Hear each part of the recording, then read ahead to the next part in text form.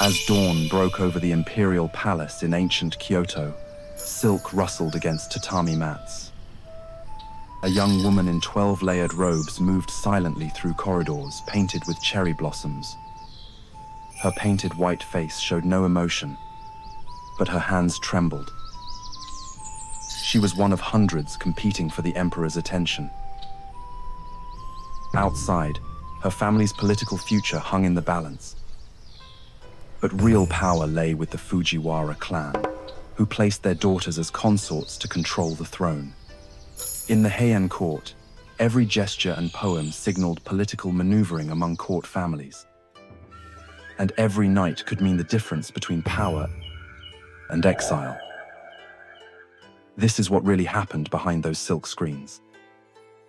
To understand this world of hidden suffering, we must see how these women lived each day under an iron system of control. Every morning at the first bell, they formed their line. Court ladies stood in perfect formation outside the emperor's quarters. Their silk robes touched the polished wooden floors. But look closer at those robes. The woman at the front wore 12 layers of silk in deep purple and gold. Behind her, another wore only 8 layers in lighter colors. At the back, a girl barely 16 clutched her simple 5-layer robe. The differences were not accidents. They were markers of rank that decided who lived and who merely survived. The Heian court operated on a system more rigid than any military. At the top sat the imperial consorts following the Euro Code's 3 ranks: Kogo, Hai, and Bunin. Below them came the Naishi, court ladies who served specific palace functions. Each tier had dozens of sub-levels. A court lady might spend decades climbing from the lowest servant rank to the middle tiers. Most never climbed at all. Your rank controlled everything: where you could walk in the palace, what rooms you could enter, what food appeared on your meal tray. A high-ranking consort could stroll through the emperor's private gardens. A lower-ranking lady caught in those same gardens faced immediate expulsion. Even conversation followed these rules. A Bunin could speak directly to another Bunin, but she had to speak through intermediaries when addressing a Kogo. Breaking these rules meant social death. The visual markers were precise and unforgiving. Color schemes and the number of robe layers marked rank, with high-ranking ladies growing their hair to drag behind them like black rivers. Purple belonged to the highest ladies. Red came next, then pink, then white. 12 layers for the top ranks. Fewer layers meant lower status. Even their fans carried meaning. Ivory and gold for the elite, wood and paper for everyone else. Rank advancement often depended on family influence rather than personal achievement. The Fujiwara clan's marriage politics determined most promotions and demotions. When a court lady's father gained power in government, she might rise a rank or two. When her family fell from grace, she plummeted faster. Lady Fujiwara watched her rank drop from Bunin to servant level when her brother lost a political battle. Her years of perfect service meant nothing. Her poetry skills counted for nothing. Only her family's shame mattered. Living under constant ranking created a special kind of psychological torture. Every court lady knew exactly where she stood. She knew who ranked above her and who ranked below. She knew that dozens of women watched for any sign of weakness or mistake. A single stumble in etiquette could justify demotion. A single enemy's complaint could destroy years of careful advancement. The pressure never stopped. It followed them from dawn prayers to evening rituals. Higher-ranking ladies wielded their position like weapons. Lady Sei once accused a lower-ranking woman of using forbidden incense. The accusation was false. But the lower lady faced immediate investigation and punishment. She lost 2 rank levels and her family's financial support, all because Lady Sei wanted to eliminate competition for the emperor's attention. No evidence was needed. No trial occurred. Rank determined truth. Even the empress lived trapped within this system. She commanded respect from all other court ladies, but she also faced constant threats from ambitious families, trying to place their daughters above her children. The empress had to play the same political games as everyone else. She formed alliances with certain ladies while plotting against others. Her crown offered protection, but not freedom. Court ladies spent years memorizing the proper way to bow to each rank. how many steps to take backward when greeting a superior, which phrases to use when speaking to equals versus inferiors. The rules filled hundreds of scrolls. A mistake in protocol revealed you as unworthy of your position. So women practiced these movements until they became automatic. They studied etiquette manuals like military strategy guides. The brilliant design kept hundreds of intelligent, capable women fighting each other instead of fighting their captors. Each woman saw her rivals as the enemy. They never recognized that the real enemy was the system that pitted them against each other. The hierarchy was not tradition or honor. It was a prison made of silk and status, and it worked perfectly.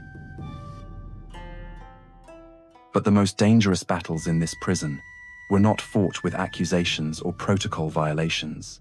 They were fought with something far more subtle and deadly. In the Heian court, words became the sharpest weapons of all.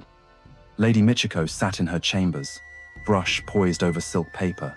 "Cherry blossoms drift like snow," she wrote. "Their beauty fades with morning dew." To anyone watching, she composed innocent nature poetry. But Lady Sayuri across the courtyard understood the real message. Michiko was calling her old and warning that her time in the Emperor's favor would soon end. The cherry blossom poem was a declaration of war. Poetry competitions filled the palace calendar like gladiator matches. Court ladies gathered in circles, their painted faces calm, while their minds raced. A single brilliant verse could elevate a woman's reputation for years. One clumsy line could destroy everything she had built. These were not gentle artistic gatherings. They were battlefields where women fought with words instead of swords. Reputations died in these competitions, just as surely as warriors died in combat. The art of hidden meanings required years to master. Every flower carried a message. Every season held an insult. When Lady Akiko wrote about autumn leaves falling to earth, she meant Lady Noriko was aging past her usefulness. When someone referenced winter winds, they suggested their rival was cold and heartless. The ladies had to decode these messages instantly while composing their own responses. Missing a hidden meaning revealed ignorance. Responding inappropriately meant social death. Court ladies turned classical poetry into weapons of accusation. They could not directly call someone ugly or stupid, but they could reference an ancient poem about withered flowers or foolish birds. Everyone understood the comparison. The victim could not protest without admitting she recognized the insult. This created perfect protection for the attacker and perfect vulnerability for the target. Ancient verses became ammunition in modern wars. The terror of misinterpretation haunted every poetry exchange. Imagine receiving a poem that seemed like a compliment, but might hide an insult. Respond as if it were praise, and you might look foolish if it was actually mockery. Respond as if it were an attack, and you might offend someone who meant no harm. Lady Kyoko once misread a poem about spring rain as criticism of her tears during a recent embarrassment. Her angry response revealed the incident to people who had not known about it. Her mistake amplified her shame across the entire court. Some ladies realized they could not compete with their natural talents alone. They hired ghostwriters to craft their verses. They paid fortunes to poetry tutors for private lessons. Lady Takako spent her family's rice allowance for 6 months to hire a former court poet as her secret instructor. Other women sold jewelry to fund their poetic education. The pressure to excel drove them to bankruptcy. Excellence in poetry was not optional, it was survival. Poetry exchanges trapped women in romantic relationships they never wanted. When a man sent romantic verses, a lady had to respond or face accusations of rudeness. But her response could be interpreted as encouragement. Some men used this system to force correspondence with reluctant women. The ladies had to craft responses that acknowledged the poetry without encouraging the poet. One wrong word could bind them to unwanted suitors or create enemies from rejected admirers. A poorly received poem ended careers permanently. Lady Fumiko wrote verses comparing herself to a phoenix, rising from ashes after her family lost political power. The other ladies mocked her pretension. They whispered that she compared herself to mythical creatures because she had no real accomplishments. The emperor heard these whispers and never summoned her again. Her phoenix metaphor became her funeral song. The most accomplished court writers understood poetry's true power. Sei Shonagon and Murasaki Shikibu wielded their brushes like generals commanding armies. Their writings shaped political opinions and influenced imperial decisions. Through carefully crafted verses and observations, they could elevate allies and destroy enemies without ever leaving their chambers. Words became weapons more dangerous than any blade. A sword could only kill the body. Poetry could destroy reputation, family honor, and future generations. Every verse carried the potential for complete annihilation, but even the most skilled poets remained vulnerable to a power that no amount of literary brilliance could influence or control. That power belonged entirely to the emperor himself. The emperor's selection process followed strict protocols that governed every aspect of imperial favor. When he chose to visit a consort, palace officials prepared special garments and incense according to ancient ceremonies. The Naishi no Kami held official appointment ceremonies that marked their elevated status within the court hierarchy. For ambitious Fujiwara daughters, this title served as a crucial stepping stone toward full consort status and the political influence that came with it. No court lady could refuse the emperor's attention. Refusing meant immediate exile or death, but she also had to appear thrilled by his presence. Her face had to show joy and honor. Her voice had to express gratitude. Any sign of reluctance or fear could end her life at court. Some ladies practiced these expressions in mirrors for hours. They rehearsed the proper words to say. They learned to hide their true feelings behind painted smiles. The performance had to be perfect every single time. Intermediaries controlled access to the emperor more than anyone admitted. Palace servants took bribes to place certain ladies in his path. Eunuchs whispered suggestions about which women deserved attention. Even other court ladies could influence his choices through careful conversation. Lady Mariko paid her serving girl 3 gold coins to spill wine on a rival's robe just before an important ceremony. The stained robe made the rival look careless and unprepared.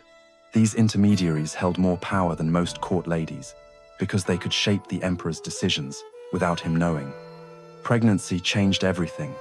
A pregnant court lady gained instant status. Her family received government positions and wealth. Her rivals faced new disadvantages in the competition for favor. But pregnancy also painted a target on her back. Other court ladies saw pregnant women as threats that needed removing. The competition between pregnant ladies became deadly. They hired food tasters to avoid poison. They slept with guards outside their doors. They formed alliances with other pregnant women for mutual protection. But trust was impossible in the palace. Imperial children were taken from their mothers immediately after birth. Palace officials carried the babies away while the mothers were still weak from delivery. These children became pawns in political games. Powerful families competed to adopt and raise them. The mothers often never saw their children again. They gave birth to gain status, but lost their children to politics. Lady Noriko bore 3 sons to the emperor. She was allowed to name them, but never to hold them. They were raised by different families who used the children to gain influence with their father. Ladies who lost imperial favor disappeared into the cold palace. This section of the complex housed forgotten women. They received basic food and shelter, but no visitors. No servants attended them. No family members contacted them. They spent years alone with their memories of better times. Some went mad from isolation. Others died from neglect. The cold palace served as a warning to current favorites about what happened when the emperor's attention moved elsewhere. Some ladies created elaborate schemes to recapture imperial attention. They staged fainting spells during court ceremonies. They wrote emotional poetry about their loneliness and left it where the emperor might find it. They started rumors about their own ill health to gain sympathy. Lady Akiko pretended to be haunted by ghosts to make herself seem mysterious and interesting. These desperate attempts rarely worked. Most ladies who tried such schemes only made themselves look foolish. The emperor's choices were never about love or attraction. They were about political calculation. He favored ladies whose families could help his government. He ignored those whose relatives had fallen from power. His attention was a political tool used to reward allies and punish enemies.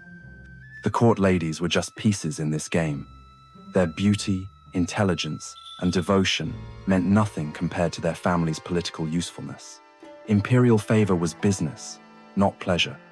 But the emperor was not the only one playing this game. Behind every court lady stood a family with their own plans and ambitions. The Fujiwara clan understood that strategic marriages were the key to lasting political power. They placed daughter after daughter in the imperial court, each serving as a carefully positioned political asset. Most emperors of the Heian era had mothers from the Fujiwara family. This was not coincidence. It was systematic planning that took decades to execute. Other powerful families copied this approach, sending their most accomplished daughters to court as investments in their clan's future influence. The preparation process consumed years and substantial family resources. Families hired the finest teachers for poetry, music, and dance. They purchased silk robes worth more than most people's annual income. They paid for special diets and beauty treatments to maintain their daughters' pale complexions. Expert tutors taught proper walking, bowing, and court etiquette. A daughter's court preparation represented a major family investment, often requiring loans and careful financial planning across multiple years. Fujiwara no Kenshi exemplified this strategic approach. Appointed to court at age 10, she followed a carefully planned promotion path designed by her family. Her youth demonstrated how early families began positioning their daughters for imperial favor. The Naishi no Kami title became a crucial stepping stone for Fujiwara daughters, providing close access to the emperor without demanding specific duties.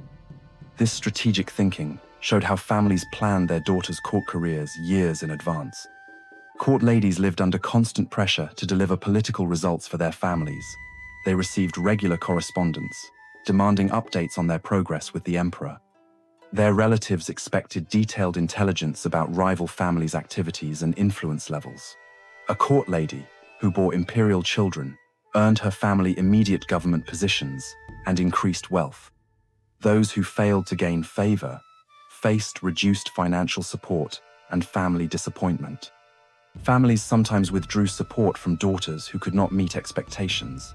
They reduced monetary allowances and gift-giving when results proved disappointing. Communication became less frequent and less warm. Lady Misako spent months writing to her family after losing imperial favor, receiving only brief, formal responses. Her brothers maintained polite distance when conducting other business at court. Failed court ladies found themselves increasingly isolated from family networks that had once supported them. Ancient family rivalries played out through their daughters at court. The Fujiwara and Tachibana clans competed for generations through their court representatives. When a Fujiwara daughter gained imperial attention, Tachibana ladies worked to undermine her position. When Tachibana women rose in rank, Fujiwara ladies sought ways to diminish their influence. These clan conflicts created intense competition between women who might otherwise have formed alliances. Court ladies inevitably became information gatherers for their families. They observed rival families' financial situations and political connections. They reported which ladies seemed to be gaining imperial favor or showing signs of pregnancy. They listened carefully during court gatherings and noted changes in other families' circumstances. This intelligence network helped families adjust their strategies and respond to shifting power dynamics. Some ladies struggled to balance family expectations with court survival. When family orders conflicted with palace politics, they faced impossible choices. Following family instructions might create dangerous enemies at court. Ignoring family demands meant losing crucial support and resources. These competing loyalties created constant stress and forced difficult calculations about short-term safety versus long-term family relationships. The Fujiwara marriage strategy proved remarkably effective across multiple generations. By consistently placing daughters in positions of imperial influence, they maintained political control, even as individual emperors changed. Their systematic approach to court placement created a network of family representatives who could coordinate efforts and share information. This long-term thinking distinguished successful families from those who relied on single opportunities or chance encounters. Court ladies existed primarily as extensions of family political ambition. Their personal preferences and individual desires remained secondary to clan advancement goals. They were trained from childhood to serve family interests through strategic relationships and careful positioning within palace hierarchies. Success meant advancing family power. Failure meant disappointing generations of investment and planning. But once these carefully prepared daughters entered the palace, their family's control over their daily lives gave way to an even more restrictive system of imperial oversight. Court ladies lived under prescribed schedules that controlled every moment from dawn to dusk. Palace diaries documented their prayer times, elaborate dressing rituals, and adherence to Kadain rules that governed proper behavior. The morning bell rang at dawn. Lady Keiko opened her eyes in darkness. A servant already waited beside her sleeping mat with a schedule written on bamboo. First came prayers facing east, then cleansing rituals with cold water. Then the long process of dressing that would consume the next 3 hours. Every action was prescribed by rules written centuries before her birth. She had no choice in any of it. The daily rituals crushed court ladies like slow-moving stones. They woke at the same time. They ate the same foods. They wore the same expressions. They spoke the same phrases. These rituals were not about maintaining order or showing respect. They were about breaking down individual will. When every moment was controlled by someone else, the ladies forgot they had ever made their own choices. They became living dolls, dressed in silk and painted with white powder. The dressing process required 4 servants and lasted until noon. First, they removed her sleeping robes. Then they bathed her with perfumed water. They painted her face white with rice powder. They blackened her teeth with iron dye. They plucked her eyebrows and painted new ones higher on her forehead. They dressed her hair with oils and ornaments. Then came the robes. Layer after layer of silk in precise colors. Each layer had to be arranged so the edges showed in perfect lines. The servants pulled and adjusted for hours. Lady Keiko stood like a statue while they worked. She could not sit or move without ruining their efforts. Court ladies were forbidden from basic human activities that free people took for granted.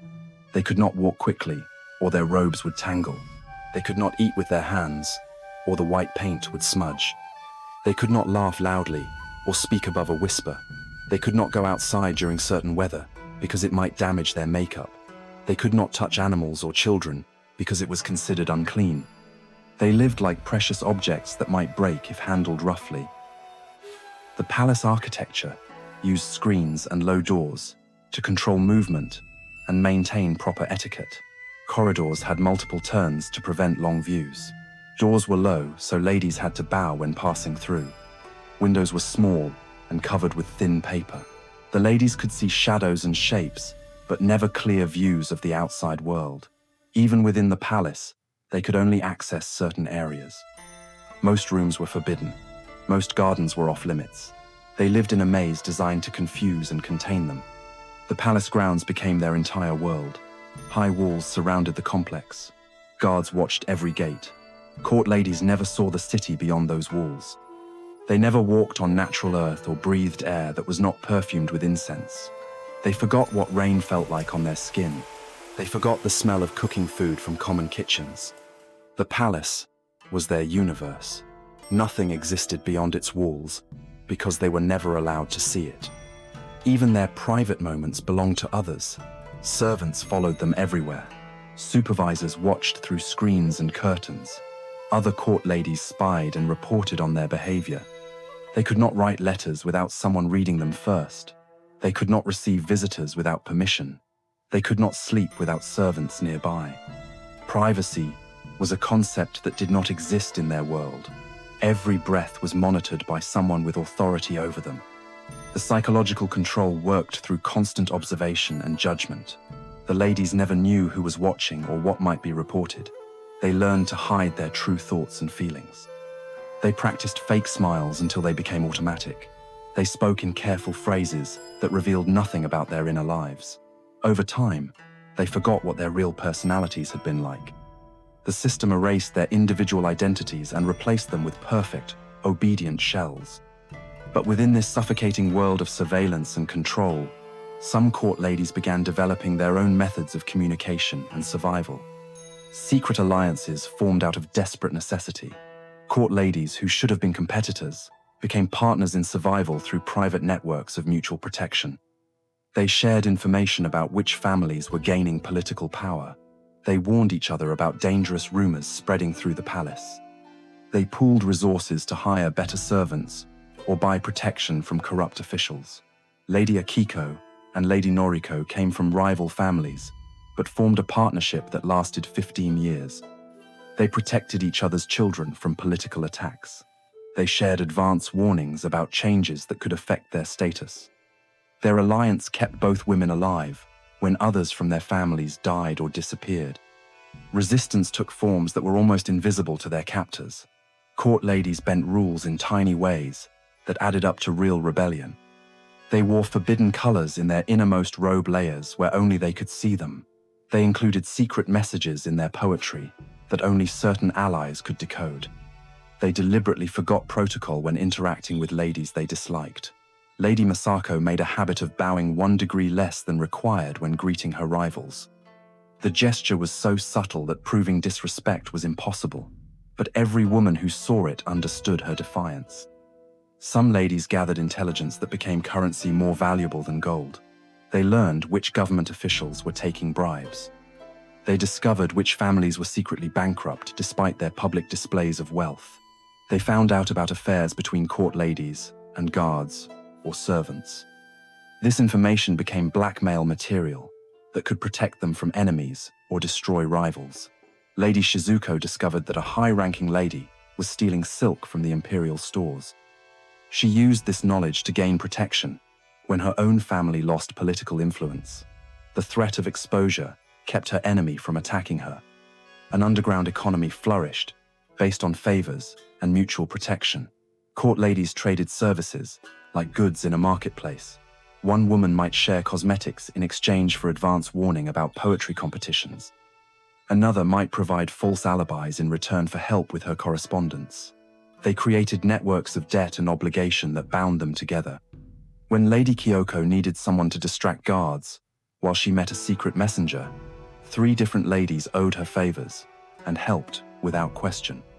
These debts were remembered for years and passed down through generations of court ladies. Sabotage became an art form disguised as accidents. Court ladies spread carefully crafted rumors that sounded like concerned gossip, but destroyed reputations permanently. They loosened the threads in expensive robes so they would tear at important moments. They created social situations that would embarrass their rivals during crucial ceremonies. Lady Fumiko convinced everyone that her rival was losing her mind by describing imaginary conversations and erratic behavior. Within months, the rival was confined to her chambers and forgotten by the emperor. The sabotage was so subtle that no one could prove Fumiko's involvement. Servants became valuable allies in these shadow networks. Lower-ranking women moved freely through areas forbidden to court ladies. They overheard conversations between officials and guards. They carried messages between different parts of the palace. They knew which doors were watched and which corridors offered privacy. Lady Hanako built relationships with servants who reported to her about changes in guard schedules, visits from government officials, and gossip from other court ladies' chambers. This information kept her ahead of her competitors and warned her about dangers before they materialized. Trust became impossible in this world of constant competition and betrayal. Court ladies formed alliances but always expected betrayal. They shared some secrets but kept others hidden. They helped allies but also prepared for the day those allies might become enemies. Every relationship was temporary. Every confidence could be weaponized. Lady Sadako discovered that her closest friend had been reporting her activities to rivals for 3 years. The betrayal destroyed her emotionally, but taught her never to trust completely again. The system was designed to crush their spirits and break their will, but some court ladies refused to break.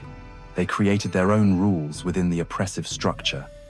They fought back with intelligence, cunning, and carefully planned resistance. Their rebellion happened in whispers and shadows. Yet even these acts of defiance could not change the fundamental truth about what the Heian court really was beneath its celebrated beauty. The Heian court's celebrated beauty masked a system of rigid ranks and Fujiwara marriage politics, where women's status was both prized and confined. Their poetry, their grace, their refined culture, all of it was built on broken lives and shattered dreams. This was not just a story of ancient Japan. It was a story of how societies used tradition and honor to hide oppression. They call it culture when the powerful benefit. They call it tradition when the powerless suffer. The Heian period's legacy lives on in its literature and the political foundations that would eventually give rise to samurai rule. But we must remember the human cost behind that golden age's achievements. Let us know which Heian tale intrigued you most in the comments below.